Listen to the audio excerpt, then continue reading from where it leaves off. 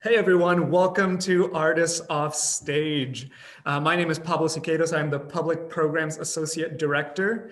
And in this series, we get to talk to artists that are normally seen on our stage, but we get to talk to them about things that are not happening on stage.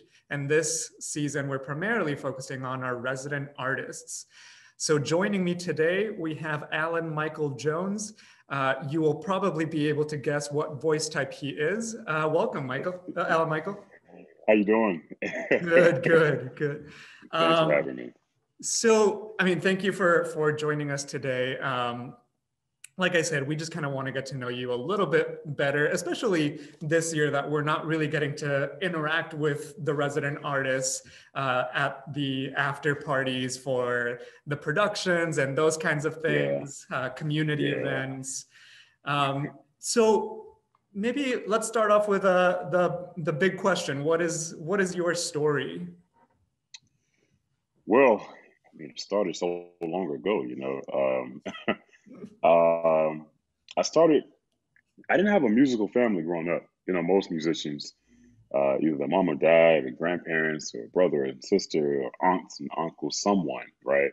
Mm-hmm. Usually play some type of instrument, and they, go around the house, and the whole family gets together, maybe like on, certain nights, and just jam out. Yeah. Our family necessarily didn't have that. So Okay. I was the only musician in the house at all times. And I'm not sure where exactly I got my musical bone from, but it's definitely there. And I remember one day playing the piano, just banging on it. I'm around maybe 11, 12 years old. And my grandmother was like, you know what, I'm gonna get you piano lessons. And I was like, oh no, I'm okay. I won't play it anymore. I promise. I won't bang on it anymore.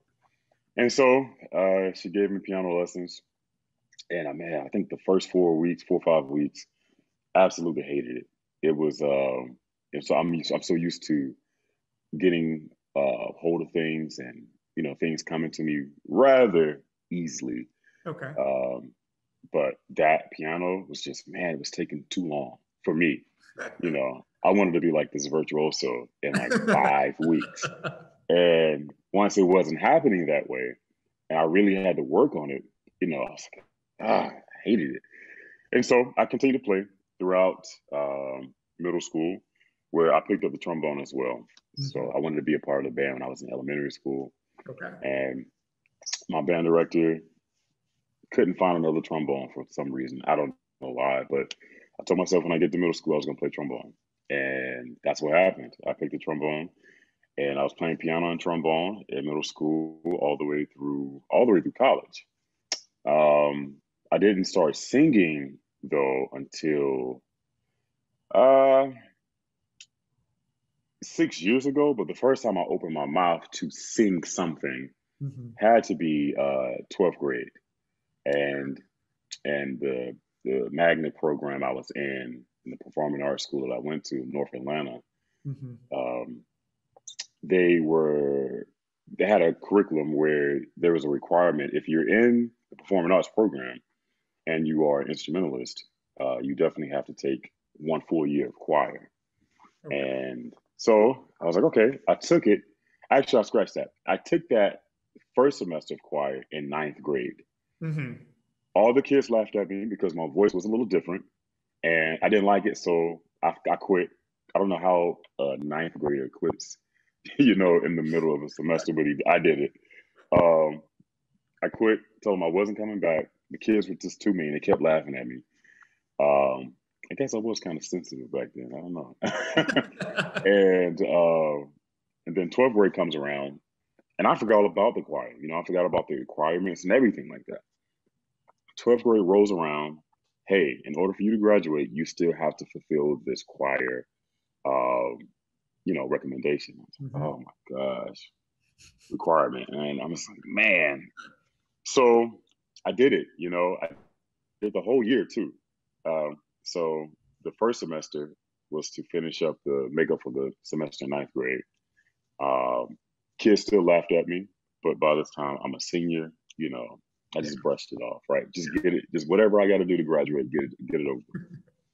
My choir director, she said that you have something special, and you should definitely, think about taking it seriously and pursuing it. And at the time, it didn't mean anything because I wanted to be a trombone player. I was going to be like Yeah. the next J.J. Johnson. I love jazz trombone, Okay. and that's what I was going to do at the next level in college. And I think next semester came up. I had made honors choir, honors chorus. No, all state chorus. Okay. And I was used to making all state band, but I didn't know they had an all state chorus. I Hmm. made that, and I was like, nah, that was a fluke. Nah. You know, I got lucky, right? Yeah. And then she wanted me to sing the national anthem for my high school graduation, which drove me up a wall, man. I was so nervous. I did that, and this is around a weird time where I didn't know exactly where I was going to go to school for college, Mhm. and I had took a few voice lessons to prepare for the national anthem for my graduation. With took a few voice lessons with Dr. Uzi Brown at Morehouse. Okay. Now I'm born and raised in Atlanta. I lived there for like 29 years before I moved. And he asked me, "Hey, what do you think about where you going to school?" And I was like, "You know what? I'm not sure yet. This is around April, you know, Oh wow. Yeah. and yeah, and the school I had applied for was Northwestern, and I thought I was going there for trombone studies, but silly me. Um, I didn't think this is going to sound crazy, but I didn't think being the first person to go to college in my family, I didn't know there was an actual deadline for you to have to fill out the application and then send it off.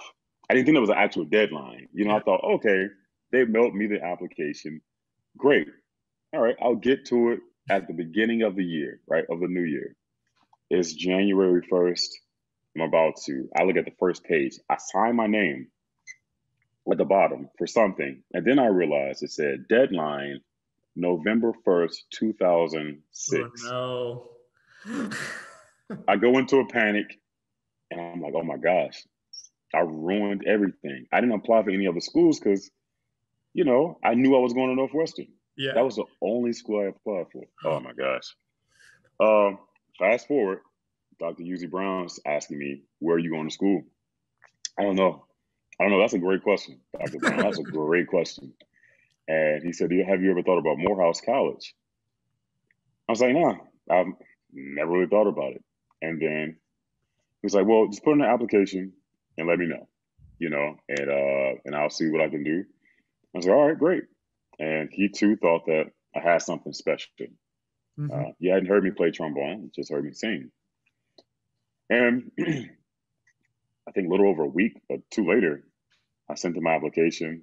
Maybe a month later after that, I got accepted to Morehouse. And that's kind of where it all started to bloom for me, Yeah. even more musically. I continue to play trombone. I continue to play piano, but I'm more focused on trombone. Hmm. Um, I sang in the Glee Club, the Morehouse College Glee Club, Hmm. for 4 years while I was there. And but I didn't take singing seriously at all. Yeah. And it's like it was still like never mind. Nope. So in my opinion, I was doing it for I needed the scholarship money, Sure. and so I did that. I graduated Morehouse College, and I started working a 9 to 5, um, and the real world, and you get out there, and man, life is hard when you are an adult, Yep. and that was the first taste of that. And 2 years of like 9 to 5 corporate work, hopping from job to job to job, trying to figure out what am I going to do at 22, 23 years old. I get a call or a text rather from one of my friends at Morehouse I went to school with. He was in the Glee Club as well, and he was studying to be a opera singer. Okay. And he had just got accepted to Georgia State University, and then he called me and said, "Hey man, look, check this out. My teacher, I told her about you. She just wants to hear you. Just go and sing." And I said, "All right." At this point, what do I have to lose, right? So I go up there, and her name is Catherine Hartgrove, and I had a lesson with her, and she too said is something special, within there. We have to get it out. And so you know, she was saying that I should definitely apply for graduate school of vocal studies at Georgia State University and for my master's. And I didn't want to go back to school. And then, uh, the good Lord above, blessed me in a perfect situation where I didn't have to worry about paying for school. I got a full ride. And I kind of felt like, okay, all of these things are kind of aligning. Yeah. Let me just give it a shot, because everyone that I usually run into, I open my mouth, and they always ask, "Do you sing? Or are you a singer?" And I'm like, "No, I'm not." But I was like, okay, maybe God is trying to tell me something. And plus, I don't want to be 85 years old saying, "You know what? I wonder if I would have pursued singing, what would have happened," right? Yeah. So 6 years later, well, 6 years ago, that's when that happened. Okay. 6 years later, I'm here in Minnesota, singing with the Minnesota Opera in their Young Artist program, and it's been special ever since. This has been an incredible 6-year journey. Yeah.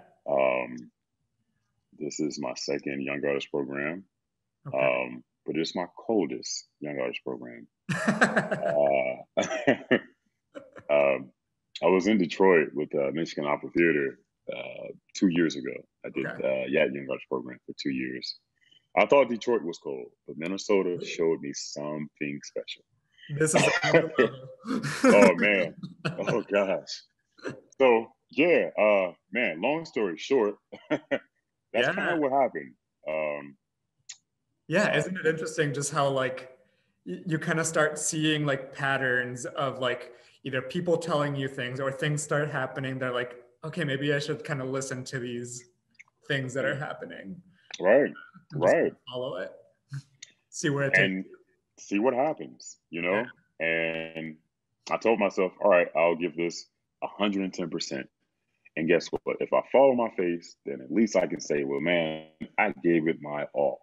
Yeah. But if I actually, which is crazy, if I actually succeeded this thing, then it would definitely be one of the biggest decisions of my life, or the greatest decisions of my life so far. So absolutely.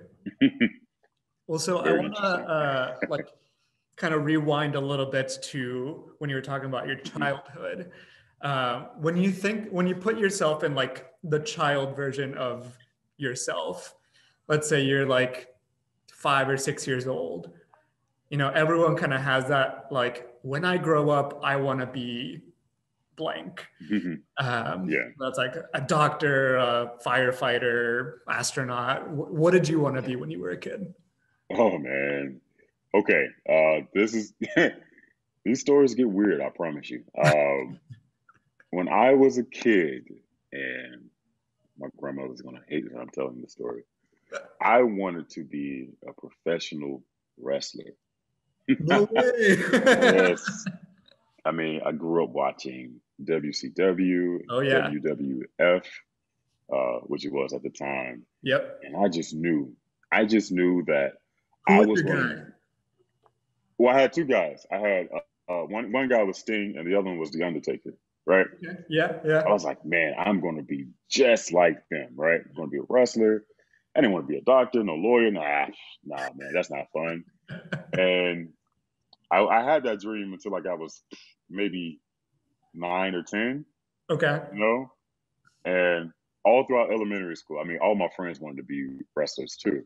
Yeah, right. Of course. Party, work with my friends, have fun with my friends, yeah.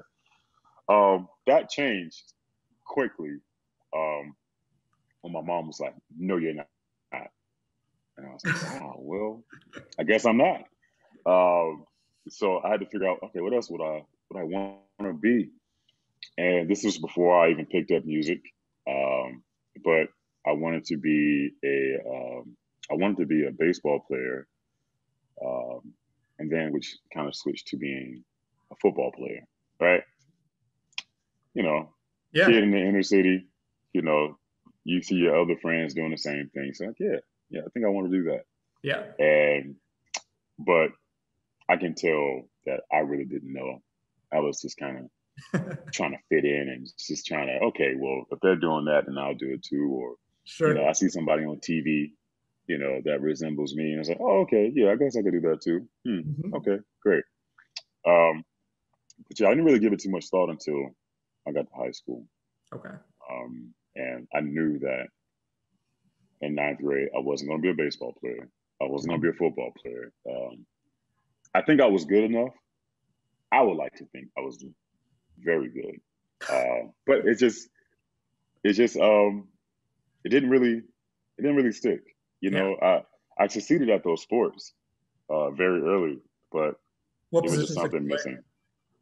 So in baseball, I was an outfielder, and in football, crazy enough, they had me at linebacker. All right, that is not my position. More of like a defensive back, but they had me at linebacker. I know I'm sitting down, but I am every bit of 5'9". At the time in high school, I was maybe 170. Yeah.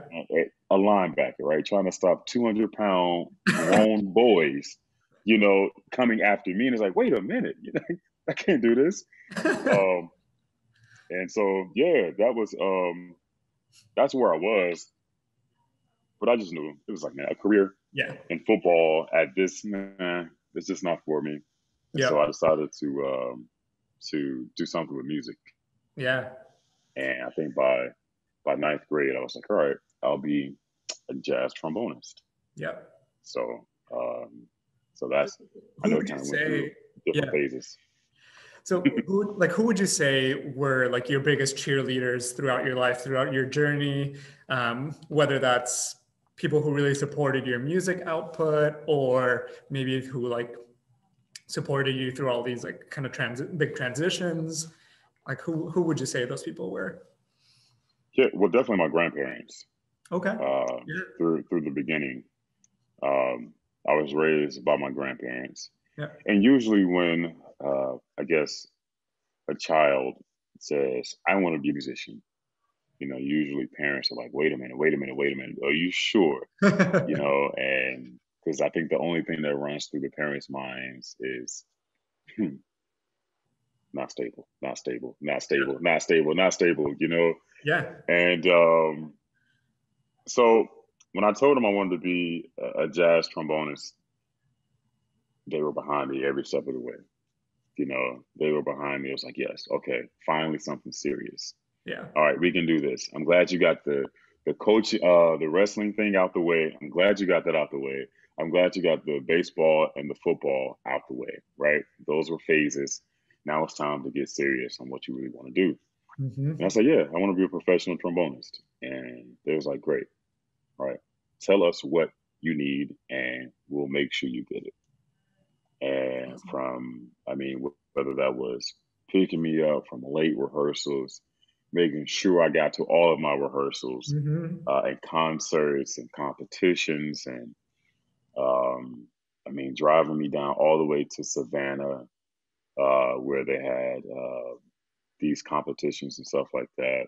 Savannah, Georgia, rather. Yeah. Yeah. Um, man, I mean, they've been there. There was never a moment where I felt like I was in this alone. Yeah. And when I told them, I was like, yeah, so I'm not gonna play trombone anymore. I think I'm gonna be an opera singer. And they had the same enthusiasm, Oh, because they were very patient with me growing up, yeah. because my mind seems to change a lot, trying to really decide, okay, what do I want to do? Yeah. Whether it was trying to find a career, or rather it was trying to decide, all right, what do I want to eat for tonight for dinner? Hmm. Hmm. They've been very patient and they've made sure that they did everything in their power to give me all the resources and the tools in order for me to succeed. Yeah. and for me to be like my optimal self. That's awesome. Yeah, that's it. It's essential to be able to have something like that in order to really be able to like fully dedicate yourself to your Yeah, passions and your career and all those things, just to have that support. right, right. Special, very special. So now that you've sort of been in this singing trajectory for said about six years or so, Hmm. what have been sort of the biggest challenges and rewards that you've come across? Um, I still face the challenges, some of the challenges I had when I was 11 years old, playing the piano for the very first time. Mm-hmm. I wanted it so quickly. Yeah. You know, I wanted one of the things I do see myself. Um, I walk into a coaching now, and I see Alan Michael Jones at 54, right? Mm-hmm. Very seasoned in his craft, um, his uh, everything. 54 Alan Michael Jones is as a singer. That's what I'm striving to be. So when I walk into a coaching or a lesson, I try to be that 54-year-old version of me, the Mm-hmm. one that has been to the Met numerous times, that has been to Lyric and San Francisco and all of these, illustrious opera houses, right? Who's actually have that great career. That's who I try to be every time I walk into a coaching or a lesson. And those expectations are very high. Yeah. And I put so much pressure on myself that I'm trying to be someone I'll be in 30 years, Mm-hmm. 20 and 30 years. And rather rarely do I focus on being me in that, being me Mm-hmm. right now. Alan Michael Jones, right now, 31 years old, January, 4th, 5th, February 4th, 5th, sorry. Uh, you know, that person, can I be that person that has where my flaws stick out? Can I be that person where my iniquities, just shine like a sore thumb? Um, can I be okay with that? Can I be okay with not knowing everything, not having it all just now? Can I be okay with still having to work on my voice a lot? And and a lot of times it gets me in trouble because I want to be that guy. I want to be that, the older gentleman who has it all, who knows what he's doing. Yeah. And so I think because the struggle is I do pick up things on pretty quickly, but if I do something well one time, I'm expecting of myself to do it like that all the time. And if I can't get it like that all the time, I'm gonna try and try and try and try and Yeah. try. And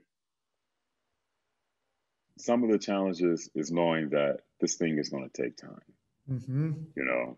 And I know that we live in a society now where everything is more instantaneous, and we can Yeah. figure out, okay, well, we'll get this and we'll get this tomorrow, tomorrow, tomorrow. Sure.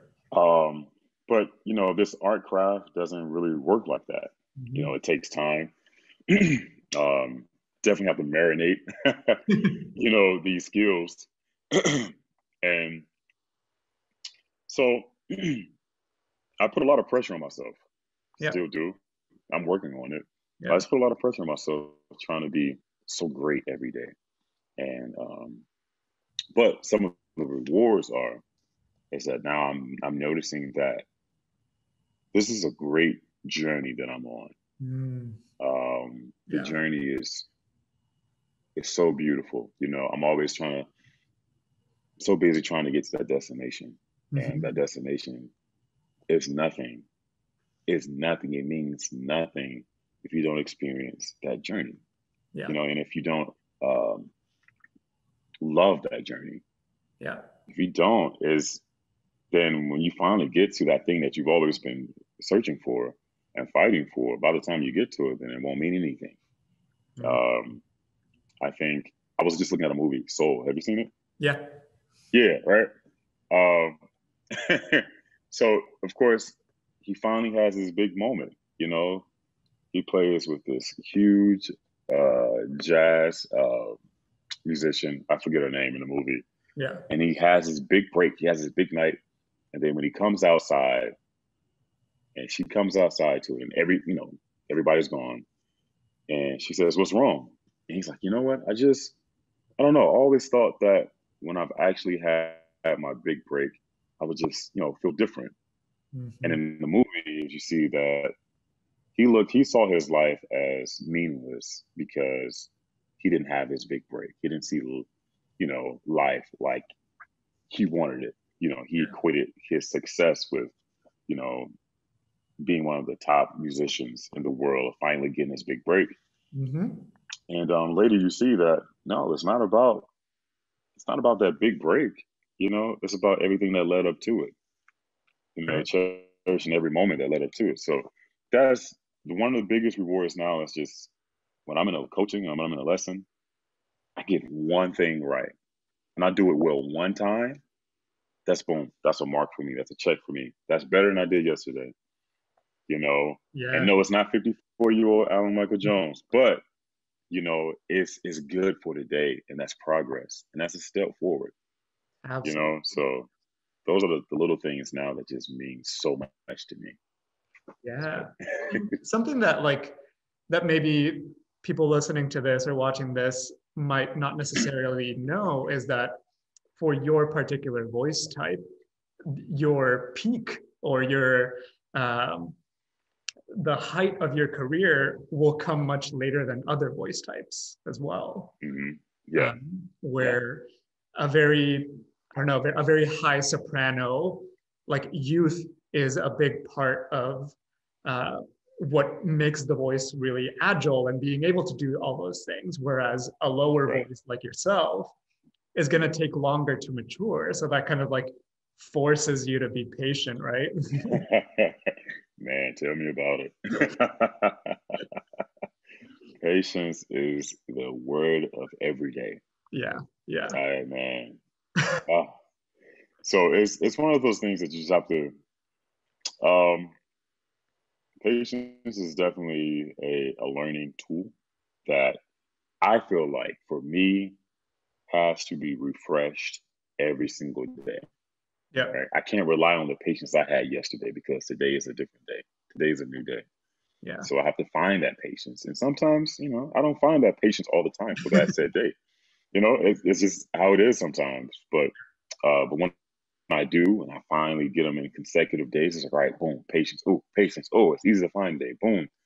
Um, I'm starting to look at life just a little differently. I'm starting to, like I said, enjoy and love the journey of getting there. So, yeah, Yeah. patience, man. So I want to maybe step away a little bit from kind of the singing side of things.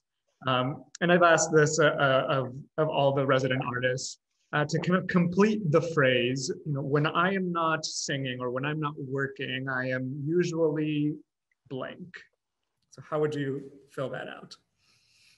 Um, when I am not working, I am usually doing film scores or writing music Mm, for TV or commercials or maybe just for fun, and doing voiceovers. Um, nice. so those two skills were something I picked up way before singing. Okay. So I guess I'm like a three-headed monster, I guess, but I can do three things. And singing has definitely was the last thing that I picked up. Um, while I was at Morehouse, and there's a reason why I didn't say which major I was doing because I felt like we was going to get back to this. But I Mhm. was a composition major, Ah, so I had to went from high school. I was like, all right, I wanted to be a trombone player, jazz trombonist. I went to the National High School Music Institute at Northwestern. It's a summer program for high school instrumentalists. So you have strings, winds, woodwinds, brass, percussion. We have this camp, like band camp, I guess, and we play in these ensembles. And on a day off, I happened to go to the library, and I don't know how I got on Finale. Finale is a software where it's a writing tool, a music writing tool, and I just happened to play around on it, and I arranged a whole new world from Aladdin. Yeah. Just for brass quintet, Nice. and and I gave it to the brass quintet, which I was in. I said, "Hey guys, what if we play this?" They loved it. I had so much fun writing it. I was like, "Wow, this is it. Oh my gosh, this is what I want to do."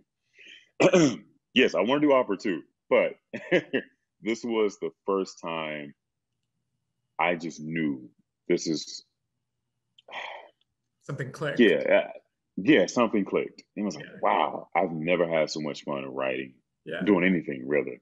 And so that carried on to, all right, when I get to school, I want to be a composition major. That's what I want my major to be. Mm. So I was a composition major for 4 years. And when I was 22, 23, graduated Morehouse, I was, trying to go out here and, find different projects to write for, like student films, short films, and stuff like that. Yeah. And then somewhere in around, I picked up voiceovers too. Around that time when I was just graduated college, someone told me about voiceovers. All right, yeah, I'll give it a shot.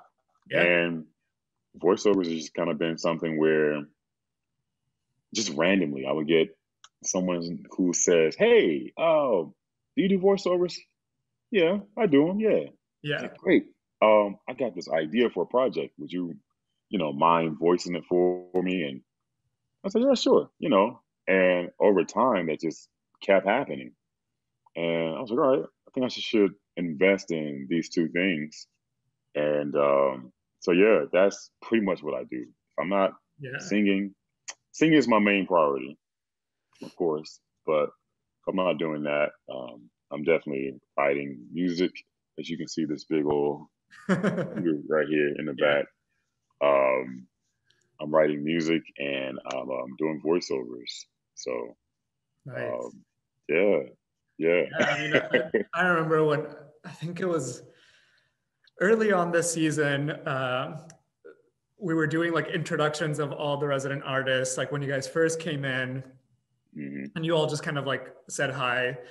And I was like, oh yeah, this guy's got like an all-state voice.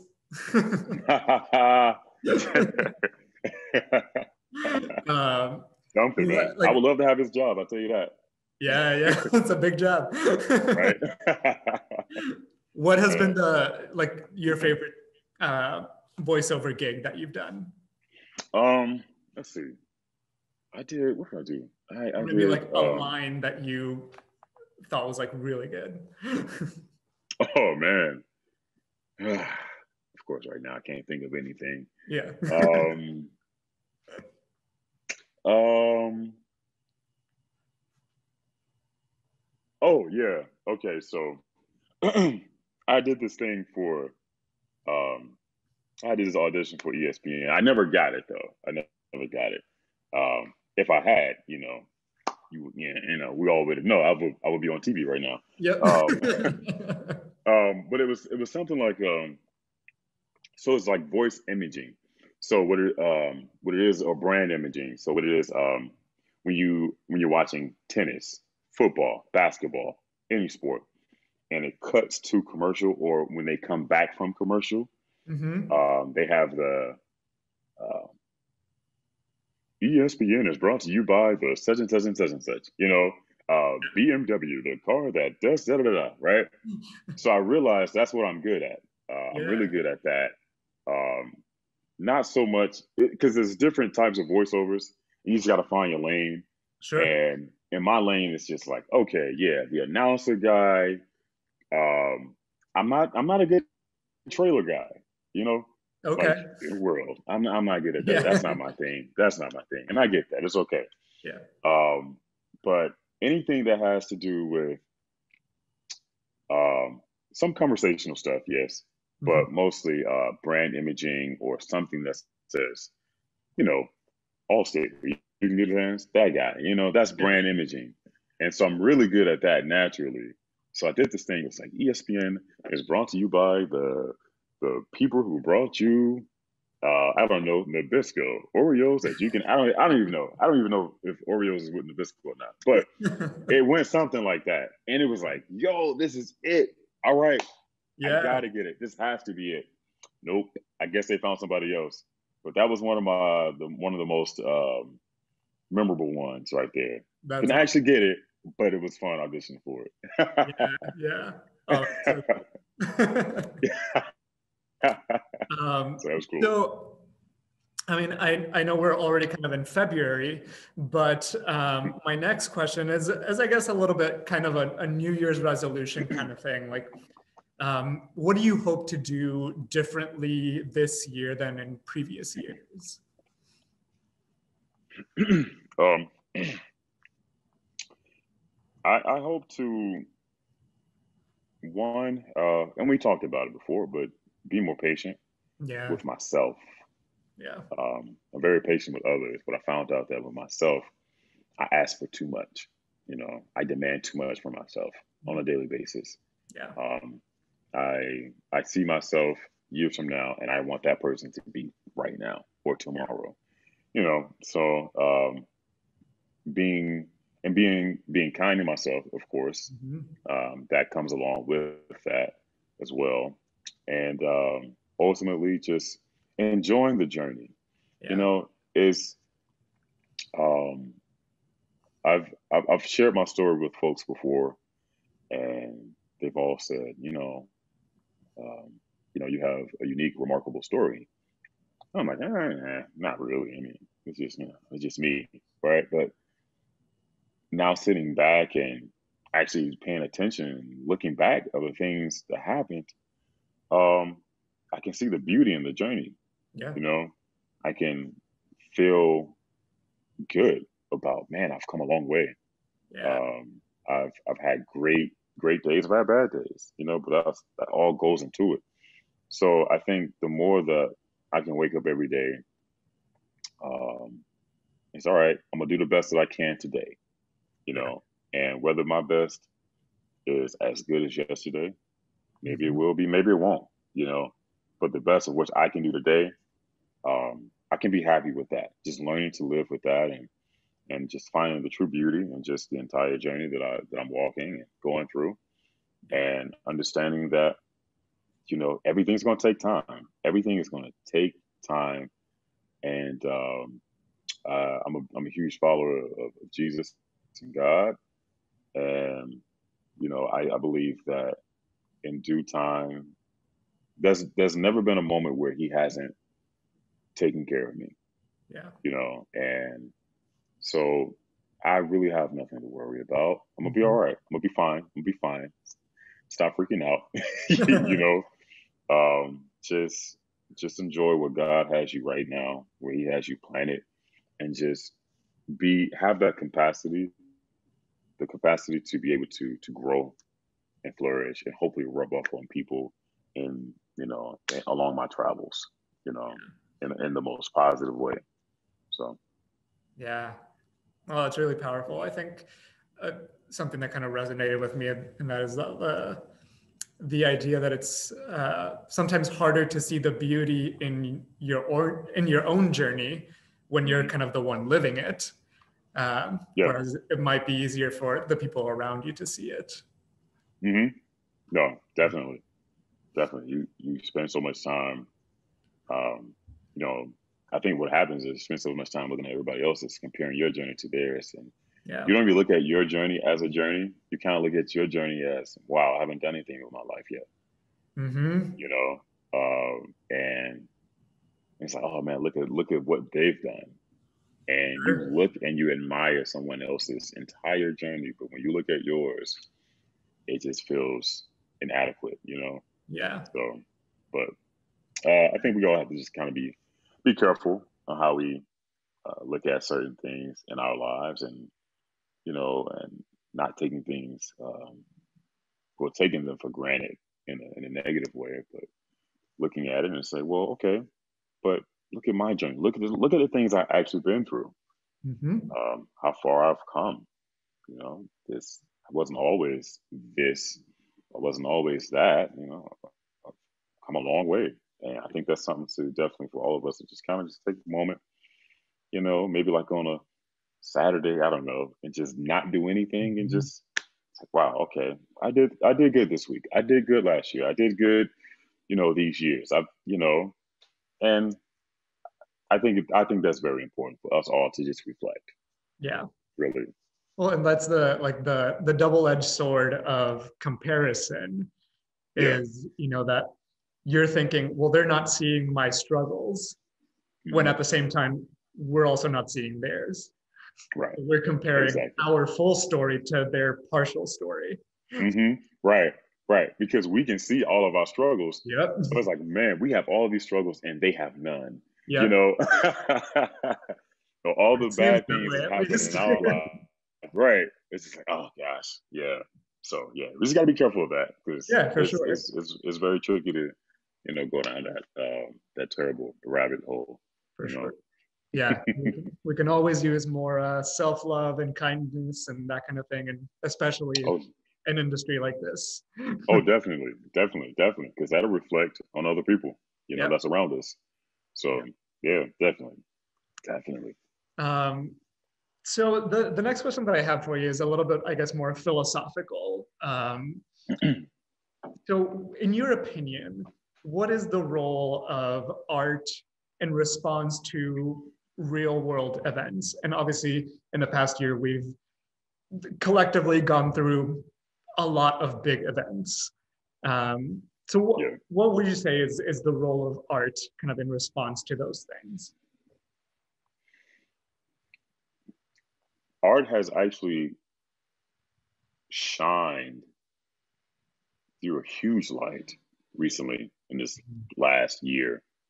Art has definitely you've seen you see though we're going through a pandemic right now, Mm-hmm. and we went through quarantine earlier last year. We was all forced to sit down and pay attention to all the social issues that were happening Yeah. amongst us. Which these issues have always been happening, you know, but this time people were forced to sit down with nothing to do and pay attention. Yeah. Um, I think that through that, art has been able to uh, build upon, well, art has been able to build upon the events, certain recent events that have been happening in the United States, where we see the murals Mm-hmm. on walls, on street corners, in honor of a life, in honor of lives, in honor of a social stance, in honor of equality, in honor of change.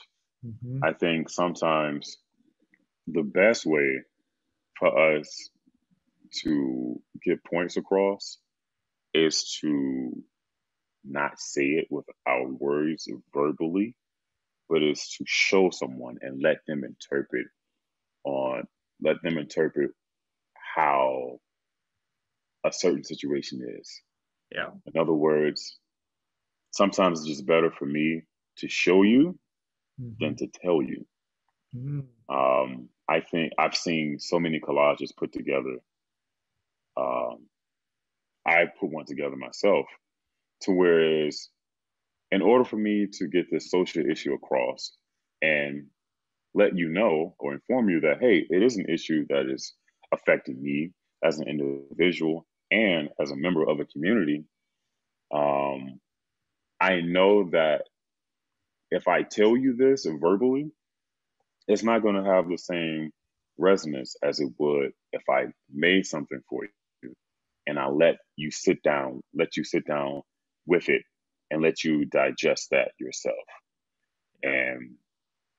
And art has been able to show us different perspectives without that area of debate.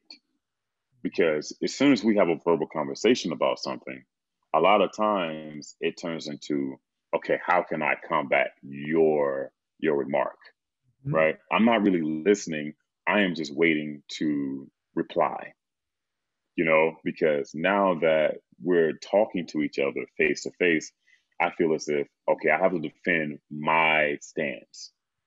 It's like, well, no, it's not. You don't have to defend your stance, but it's a dialogue, it's a conversation of, okay, let's understand how I feel in this situation and where you don't really necessarily understand how I feel. This is just information that I want to give out to you. Now, what are you going to do with it? But it comes off a lot of times as we have to debate, right? You say something, I say something back. Now you have to say something. Now I have to say something back. Mhm. And art has given us the avenue to really just display so many things in a beautiful way and say what we've all been having in our hearts, but present them in a way that they're very digestible, where you really can't. It's not in uh, a brash or you know very direct approach. And sometimes the approach intimidates people and it puts people on alert. And if you come to people the wrong way, they're going to get defensive. So Mhm. I think art has given us that avenue to can really just spread a special message in a special and powerful way. And also during the quarantine and stuff like that, um, for a lot of people, it it let their artistry shine or come out because they didn't. I've met people who was like, man, I didn't know I had these capabilities, these artistic capabilities to express anything, Yeah. right? But since I had time to finally just sit down and just, wow, I don't have anything to do. My artistic side just wanted to flourish, and we all have on an artistic side because whether if we make art, if we are creators of art, curators, or we are ones who appreciate art. So if you appreciate art, or if you create art, or if you're a fan of art, that's all feeding to your artistic side, which I believe that we all have to some degree. We all don't use them to the the amplitude of some other people, um, but we all have it because we either appreciate it or we create it. Yeah. So I think art has definitely this this entire pandemic has made people more creative. Mhm. How can we just get ideas across, get emotions across, get conversations across? How can we get things off of our hearts across to whoever we want to give them to? Or if it's not towards a social issue, maybe there was something where this guy who or lady who've been working, I don't know, let's say a stockbroker for 8 years straight and never Mhm. really had time to really go back and dive into the artistry of which they always wanted to do, right? They just got into the, stockbroking because, oh, I needed money at the time. It was the best situation. Yeah. So, it's this art has definitely made a huge comeback, I believe. Mhm. And I believe that when it's time, when everything opens back up, I think we'll see the residuals of the appreciation of art when theaters are back open, when halls are back open, when people want to get together, and congregate around something that is artistic, something that is expressive enough to where they would want to enjoy, with other members of the family and friends. And with art being taken away from us now, I Mhm. think it's only going to just make it thrive even better and stronger next time by the time it comes back. Yeah. Yeah. I mean, I've got nothing to add to that. I mean, that was that was great. Yeah. Um, so the last question and I always kind of end these conversations kind of in the same way. Where are you currently finding joy and inspiration? Um, right now, I'm definitely finding joy in the blessing that I have in order to work and still work. Being a member of the arts, I am highly blessed that I'm still able to do what I love. And anytime that we have a recording or anytime that we have a project, anything that we can create something and help people uh, who enjoy arts as well. If we can, anytime we have that opportunity, is it means the world to me, because that's why I got into it. It's I am a I won't call myself. I mean, universally, yes, I'm a musician, but I'm also a musical storyteller. You know, I just happen to tell stories through music, but I'm a storyteller, and I think with all of these projects we have coming up, yeah, I'm busy. But I love it, because I know it's not just for me. It's not just for my enjoyment.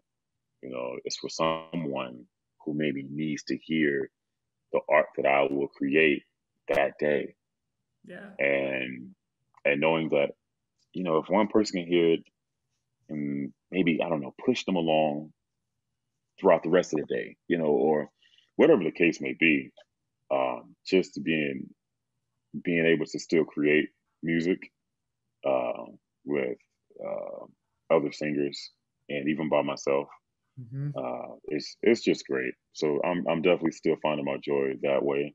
Yeah. And I just hope that it's perceived and received as wonderfully as I am giving it. So that's all I can hope. Yeah, no, absolutely. Well, I mean, I know you have a busy rest of your day doing some recordings and things like that. So I won't take Oh up yeah, any yeah, more of yeah. your time, but I've really appreciated this conversation. You've taken the time to share your story, share your thoughts. I feel like we've gotten to kind of know you a little bit better as a person now. And yeah, just best of luck on the rest of your projects you have this season and into the future. Keep your patience going, and yeah, Of course. hopefully we'll be hearing your name for many years to come. So, thanks again. Yeah, but thank you, Pablo, for having me once again. This is great. To really sit down and just share my story. I don't really get to do that often now, so it's a wonderful feeling, and I hope that maybe if anyone sees this, finds, I don't know, maybe inspiration, maybe one day, or just Yeah. sheer entertainment. Hey, that works too. At the very least, it was definitely that. Yeah. Appreciate it so much, Pablo, man. Thank Absolutely, you so much. absolutely. We'll catch you Yeah. soon. All right. Enjoy All your right, day. take care. All right. Bye bye.